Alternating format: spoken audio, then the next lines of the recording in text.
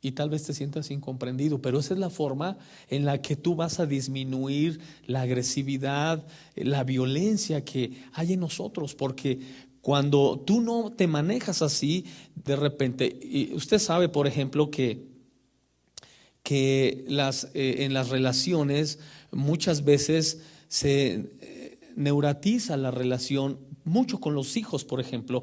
Usted ha visto cuando la relación es neurótica, te das cuenta cómo le responde a la mamá o le responde al papá y tú dices, ¿por qué me hablas así? ¿Por qué? Porque de alguna manera nosotros neuratizamos la relación en el momento en el que yo me siento incomprendido, porque yo sí pregunto por fulanito, por sultanito, ¿cómo estás? Y por mí nadie pregunta cómo me está yendo o cómo me siento. Entonces, en la medida que tú hagas tu parte de ser comprensivo, vas a hacer que la relación en cualquier tipo que tengas no llegue al punto de neuratizarse. Se neuratiza la relación cuando una de las dos partes no hace el papel de ser comprensivo.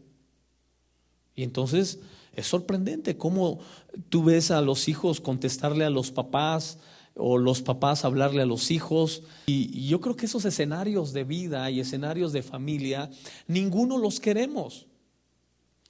Pero no es suficiente con no quererlos.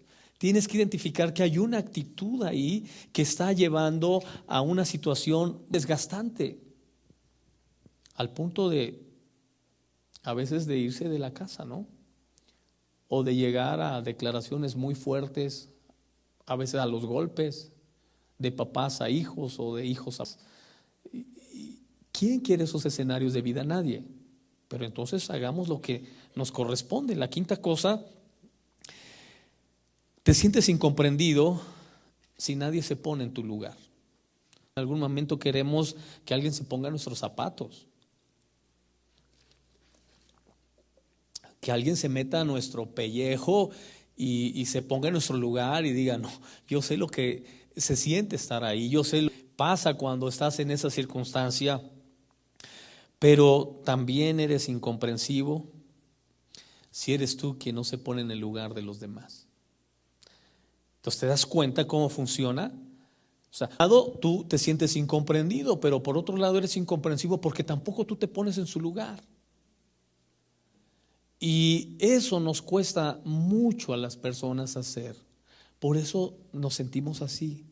Esta actitud de Gad, de pleito, de contienda, de violencia, fíjese que Pablo le escribe a Timoteo y le dice que esa era una característica de la generación de los últimos. Era una generación, dice Pablo, pendenciera, pleitista, agresiva, sin afecto natural, implacable, desobediente a los padres, desleales, y te la describe y tú dices, yo no quiero ver eso. Yo no quiero eso ni en mi casa, ni en la sociedad, ni en mi país. Yo no quiero ver eso. Sin embargo, lo vemos cada vez más. Si aprendiéramos a trabajar actitudes que nos llevan a esas reacciones tan desagradables, no tendríamos que enfrentar, ni vivir, ni pasar por eso. Pero recuerdo una vez a Juan Carlos, que es conocido como el Borrego Nava, decía antes yo andaba en mi coche aventándole el coche a todo mundo, y porque pues todos andan así. Y ahora he entendido que ¿para qué hago eso? ¿Para qué hacía eso? Trato de salir con más tiempo, trato de manejar en paz, de estar tranquilo. Si alguien va muy acelerado, lo dejo pasar y pienso, me pongo en su lugar. Digo, a lo mejor él tiene más prisa que yo, a lo mejor algo le pasa, como cuando a mí me pasaba, y lo dejo. Qué diferente es ver la vida así. Pero ponernos en el lugar de personas no es fácil. Hasta que entras en un estado de conciencia y comienzas a ser comprensivo, no de forma natural, sino es Dios quien te hace comprensivo. Una de las cosas que le digo yo a las personas cuando hablo de la importancia de ceder derechos en la vida, cómo tienes que ceder derechos sobre tu tiempo, sobre tu ropa, sobre tu persona, sobre muchas cosas, para que no termines infartado, para que no termines diabético, para que no termines enfermo. El principio de ceder derechos. Y les digo por qué. Porque el mayor ejemplo que tenemos de ceder derechos lo hizo Jesús. Ceder tus derechos sobre cosas en las que tú crees que lo tienes, y por supuesto que sí lo tienes, pero cuando comienzas a hacer una programación en tu alma y en tu espíritu de, ¿sabes qué? Cuando yo me vea amenazado en esta área de mi vida, voy a ceder mis derechos. No voy a pelear, no voy a discutir. Pues, tú le cedes tus derechos a Dios y le dices, Dios, tú tienes el derecho sobre mi tiempo, sobre mi ropa, sobre mi coche, sobre mi casa. Y entonces cuando te ves en algunas de tus cosas, tu reacción es distinta, no es la misma. Obviamente te vas a defender, obviamente vas a cuidar lo que Dios te ha dado a administrar, pero no con la actitud de violencia y de agresividad que tenemos cuando no identificamos que es falta de comprensión en nuestra vida y de incomprensión nuestra hacia los demás. Entonces, frenar esa actitud violenta, agresiva, sea comprensivo. Bien, seguimos. Número 9, hacer. Hacer significa feliz y está en el verso 20. El pan de hacer será substancioso y él dará deleites al rey. Y la actitud de hacer tiene que ver con la diversión y con el placer y con el materialismo. Materialismo, sí. Y aquí vemos que hay gente que su única forma de dar y de recibir aprecio es de forma material. No hay otra forma de dar amor, de dar cariño o aprecio, ni de recibir. ¿Conoce usted personas que de repente le dices, oye, te mandó saludos fulano de tal? Pues que me mande otra cosa, yo para qué quiero sus saludos. ¿Y así? Algunos sí, otros no, pero porque es una actitud que tiene que ver con el materialismo, es decir, la persona aprendió a recibir afecto y cariño de forma material y la forma de darlo también es de forma material. No hay ahí un sentimiento, no hay que regale amor, no hay que regale afecto, no. Su única forma es que yo me siento amado si tú me das algo material. Y yo siento que amo a una persona si yo le doy algo físico también, palpable. Mientras que no persona lo hace de esa manera, él no se siente amado ni siente que ama. Entonces, la actitud de hacer sobre el materialismo y sobre las cosas aparentes de la vida también nos hace mucho daño, porque creamos una sociedad meramente material, superficial. Muchas personas, usted lo sabe muy bien, que sus vidas son superficiales y es sorprendente que te dicen que son felices. Tú sabes que realmente no lo son, porque una persona no puede ser feliz única y exclusivamente en el materialismo. No lo puede ser. Que la persona crea o se condicione a sí misma y sienta que lo es, no lo es realmente. Precisamente uno de los principios que hablo sobre por qué nos hartamos de la vida. Nos hartamos de la vida cuando no tenemos un valores reales que vayan más allá del materialismo. Te harta finalmente si tus valores son únicamente materiales. Cuando los obtienes, los logras, los usas, los practicas, vives en medio de esa actitud, entonces, ¿y el que te hartas? Y dices, ¿Cómo puede ser la vida nada más esto? Comer, vivir, reproducirse, morir, tener éxito, alcanzar esto. ¿Cómo puede ser la vida nada más eso? ¿Cómo la puedes resumir algo así nada más? Por más importante es Dios. De toda la escala de valores que podamos tener los seres humanos, la más importante es Dios. Porque es la escala de valor que realmente le da sentido a la vida. Tratamos de la vida, aunque tengamos valores, porque no tenemos el valor principal, que es Dios. Entonces, no podemos establecer una relación, una convivencia sana si pasamos en el materialismo. Entonces, nos sentimos amados, queridos cuando estamos bien materialmente. Cuando no lo estamos, entonces no me siento amado.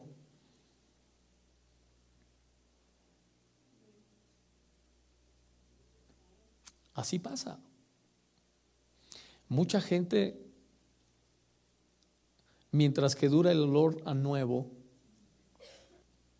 del auto, de la casa, mientras que no conoce los defectos de la relación nueva, parece que todo es felicidad.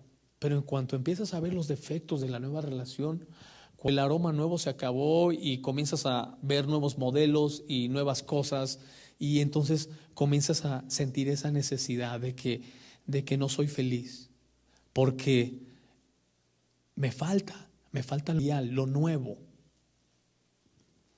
Entonces, esa es la actitud de hacer única y exclusivamente materialista. Y número 10, y Neftalí, dice el verso 21, sierva suelta que pronunciará dichos hermosos. Neftalí es una sierva suelta. Y Neftalí significa en hebreo luchando o mi lucha. Neftalí significa luchando o mi lucha, y tiene que ver con esta actitud que estar a la defensiva en la vida. Es un tipo de persona, dice el texto, que es sierva suelta, le cuesta integrarse a un grupo, se involucra fácilmente, batalla mucho con su autoestima, tiene lástima propia, muy parecido al hermano mayor de la parábola del capítulo 15 de Lucas, que pues estaba en casa pero no se sentía en casa, tenía un hermano pero no se sentía integrado a él, y en la ocasión en la que más esperaba de él, que entendiera, que comprendiera el valor de una vida, es donde menos él puede llenar esa expectativa, y está a la defensiva hacia su padre, hacia su hermano, hacia la vida, hacia Dios, y vive en esa actitud de a la defensiva. No es más que un tipo de persona que es una persona mezquina relacional. Las personas mezquinas relacionales no son más que personas que nunca dan lo suficiente o no se da como se requiere. Es gente, digámosle, tacaña emocional. Los tacaños emocionales son los que no quiero que sepa que lo quiero tanto, que la quiero tanto, porque no. Los tacaños emocionales, la mezquindad emocional en lo relacionales, la persona siempre está a la defensiva. ¿Por qué no puede dar todo? Porque es un tacaño emocional. Y tú dices, ¿cómo puede haber gente así? Gente es así. Yo le doy gracias a Dios por los besos que luego nos da Abelardo, que de repente lo ven a uno en otros lugares y dicen, las primeras veces que Abelardo me besaba, había hermanos que decían, oiga, pastor, ¿por qué deja que lo bese? Usted sabe que Abelardo comenzó, la primera vez que él ministró en mi iglesia. La primera vez que él ministró, ni siquiera había grabado nada, y ministró en mi iglesia. Y entonces llegamos y pues usted sabe que Abelardo es un amor, me da un beso, ¿no?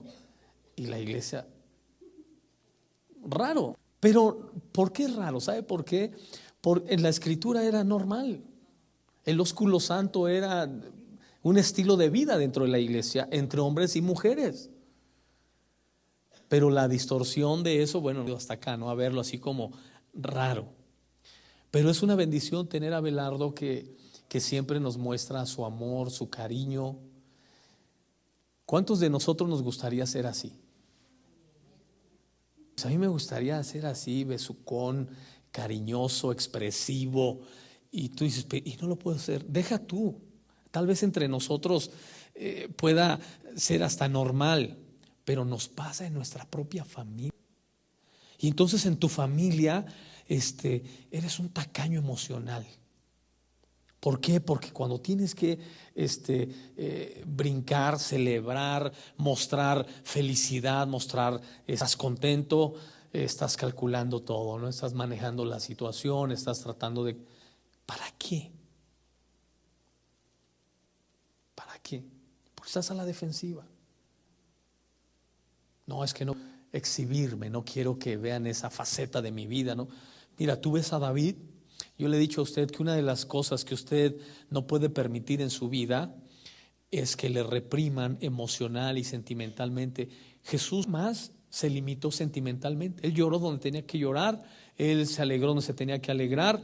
David así lo hizo, aunque fue mal interpretado. Interpretaron mal a David cuando mostró su alegría, su euforia, porque poner el arca del pacto en Israel, y lo vieron con malos ojos porque expresó sus emociones y sentimientos. Es mejor que ser tacaños. Amén. Entonces, de amor, no lo compre y no lo reciba. No. Bien, estos dos ya los hemos comentado aquí. José ya hemos mencionado esta parte porque dice el verso 22, rama fructífera es José, rama fructífera junto a una fuente, cuyos vástagos se extienden sobre el muro, le causaron amargura, le asaetearon y le aborrecieron los arqueros, mas su arco se mantuvo poderoso y los brazos de sus manos se fortalecieron por las manos del fuerte de Jacob, por el nombre del pastor, la roca de Israel, por el Dios de tu Padre, el cual te ayudará, por el Dios omnipotente, el cual te bendecirá con bendiciones de los cielos de arriba y con bendiciones del abismo que está, con bendiciones de los pechos y del vientre. Las bendiciones de tu Padre fueron mayores que las bendiciones de mis primogénitos hasta el término de los collados eternos. Serán sobre la cabeza de José y sobre la frente del que fue apartado de entre sus hermanos. La parte que rescatamos del verso 23 dice, le causaron amarguras. Y ya hablé aquí un poco sobre esta actitud de amargura a José. La pregunta sería, ¿por qué lo amargaron a José? ¿Por qué lo vendieron? ¿Por qué lo aislaron de su familia? ¿Por qué se fue con realmente por qué lo amargaron? Y la razón por la que amargaron a José es porque José pensó en la noticia que le iban a dar a su madre de que él había. Lo que amargó a José no fue realmente estar en una cisterna, ser maltratado, despreciado por sus hermanos. Eso lo había vivido en casa. Lo que realmente le amargó a José fue saber el dolor causar a su madre con decirle, tu hijo está muerto. Eso lo amargó. Entonces, la amargura de José es una actitud que nos refleja que muchas de las cosas en la vida que nos suceden, nosotros no podemos controlarlas, no podemos manejarlas, pero sí podemos decidir qué reacción o qué actitud tener ante las cosas que nos pasan. No podía controlar la boca de sus hermanos. Ellos iban a dar su versión, iban a decir lo que ellos quisieran, pero José sí podía controlar su actitud. Y finalmente José no se deja por la amargura, porque él es precisamente el modelo de liderazgo que jamás cultiva el resentimiento o la amargura en su vida. Sí le produce dolor, sí le hacen daño, sí sufre por las cosas que están alrededor, pero no sucumbe ante la amargura. La logra manejar y logra salir de ella. Amén. Y número 12, Benjamín. Benjamín, dice el verso 27, es lobo arrebatador. A la mañana comerá la presa y a la tarde repartirá los despojos. Benjamín significa, José significa, él añade, y Benjamín significa hijo de mi tristeza o hijo de mi mano derecha. Y en las versiones modernas dice, no dice lobo arrebatador, dice lobo solitario. Hijo de mi tristeza o hijo de mi mano derecha.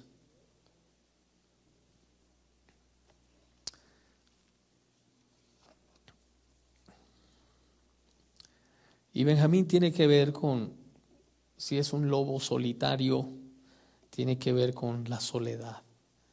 Yo le he enseñado a usted que hay mucha diferencia entre estar solo y ser solitario. Y es una actitud que vamos cultivando en la vida, que la vamos, sí, una actitud solitaria.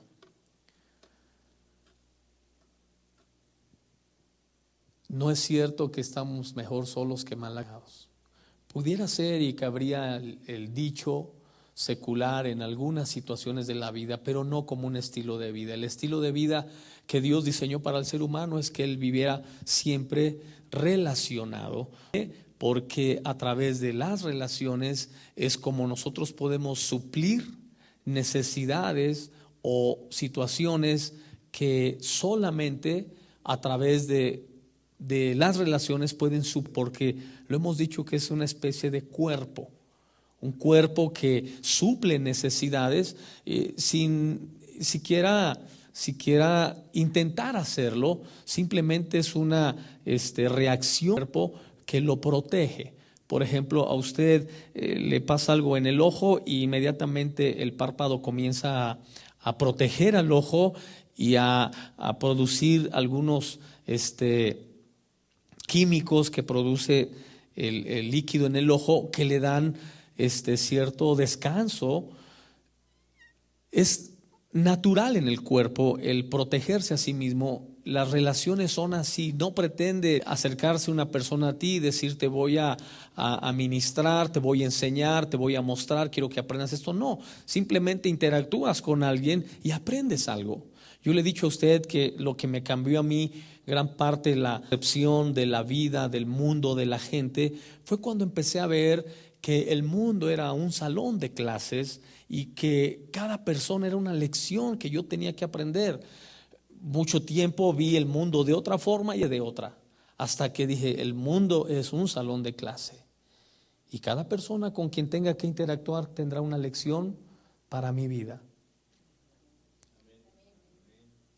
Entonces, la actitud de solitario comenzó a terminarse y alejarse de mi vida. Muchas personas están buscando esos estilos de vida, sé por las cosas que estamos viviendo en estos.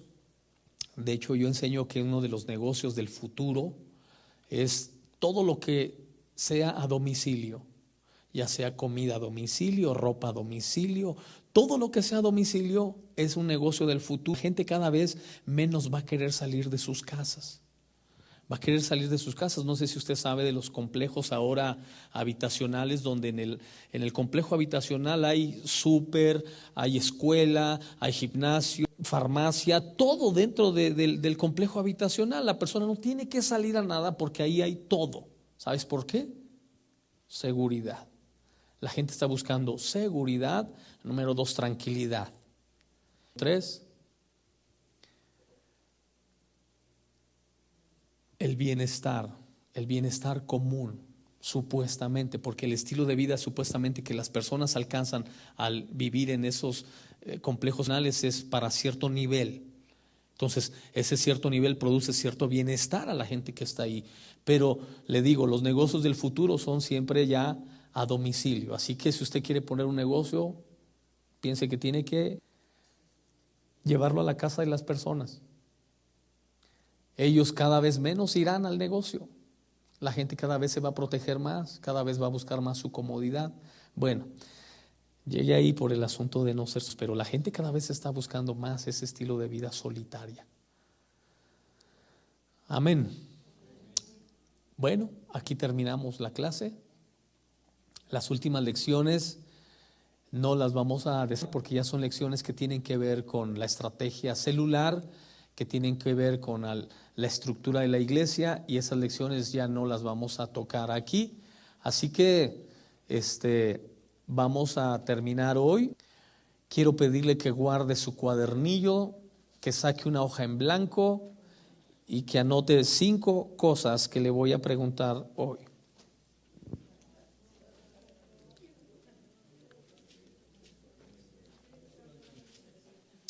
Bien sencillas.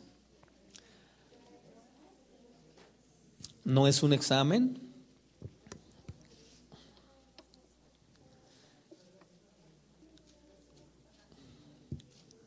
Es solamente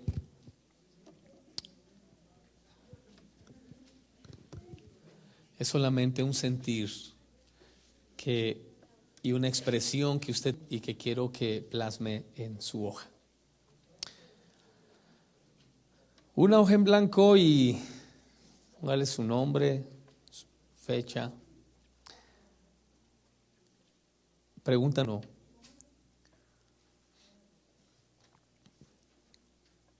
¿Cómo te gustaría ser recordado?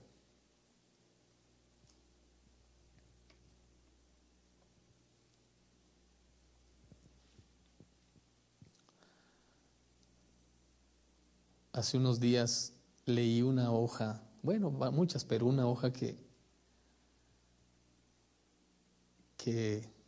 casi me hace llorar. Pregunta así. La pregunta es, ¿cómo te gustaría ser recordado?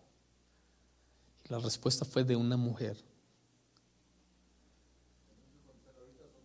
No, ahorita le voy a hacer las demás preguntas, pero le estoy comentando esa pregunta, una experiencia que tuve.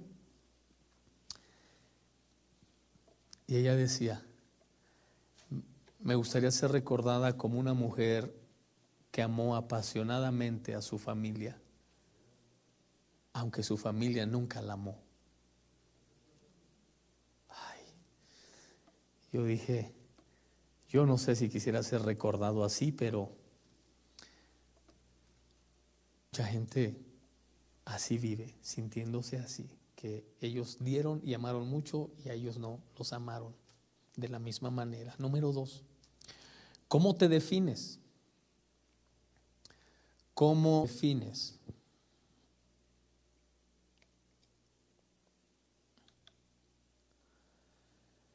Número 3, ¿cuáles son tus metas de vida?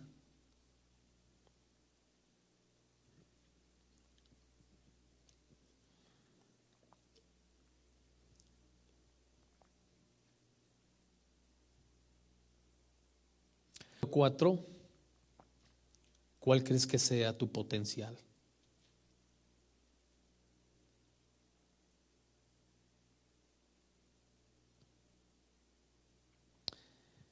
¿Cuál crees tu potencial? Y número 5, ¿qué problema te gustaría resolver en la vida? ¿Qué problema te gustaría resolver en la vida? Y una de pilón. Siempre doy pilón, ¿verdad? ¿En qué le ayudó este curso? Número 6, ¿en qué le ha ayudado este curso? ¿Ya vio que no es un examen?